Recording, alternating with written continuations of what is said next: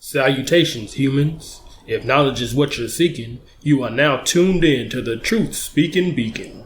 Amigo Fresh. Homeland Security and Border Patrol are the federal agents that are in the streets of Portland illegally arresting people. They don't have the authorization for this, and they're basically acting as a paramilitary wing of the Trump administration. These agents have been seen treating American civilians as enemy combatants on American soil. Trump himself even said that he will treat these cities like Iraq. He stated that he is sending federal agents to surge into Chicago and Albuquerque as well. Since there aren't enough federal agents to deploy, Trump will be hiring mercenaries to go in American streets and continue to brutalize protesters. That's right, hiring mercenaries.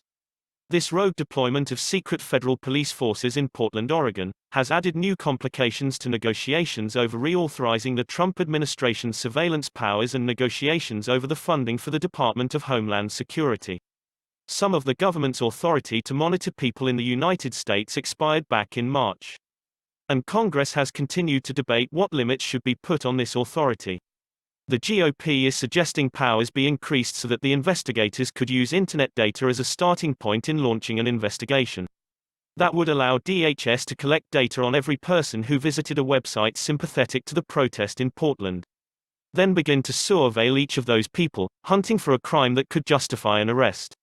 While the House is debating its next Homeland Security funding bill, the Congressional Progressive Caucus is pushing leadership not to bring it up for a vote given Trump's abuse of power and DHS agents' role in a Portland arrest. House Democratic leaders, however, are considering lumping in DHS funding with the funding for the Departments of Labor and Health and Human Services, making it more difficult for progressive Democrats to oppose. The Congressional Progressive Caucus is urging leadership either to not bring up the bill at all or to break it off from Labor and allow for a separate vote. So it seems the Democratic leadership is trying to guarantee continued funding for the Department of Homeland Security and increase spying powers for Trump. Any true resistance party would cut the funding to Homeland Security right now. So the House leader siding with Trump is consistent, allowing his overreaching authority to stay persistent, clearly showing a lack of resistance.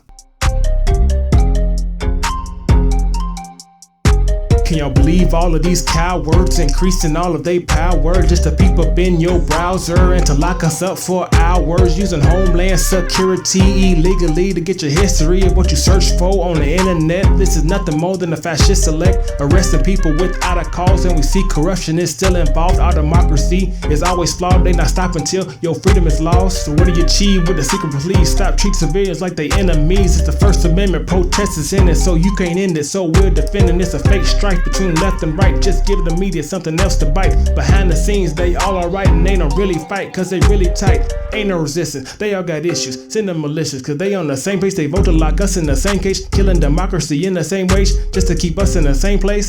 And 2020 looking like the same race as 2016, and you know what I mean, cause we looking for a party to set us free.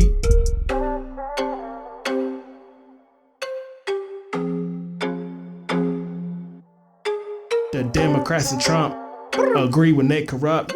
Expanding surveillance powers to lock civilians up. The Democrats and Trump agree when they corrupt. Expanding surveillance powers to lock civilians up.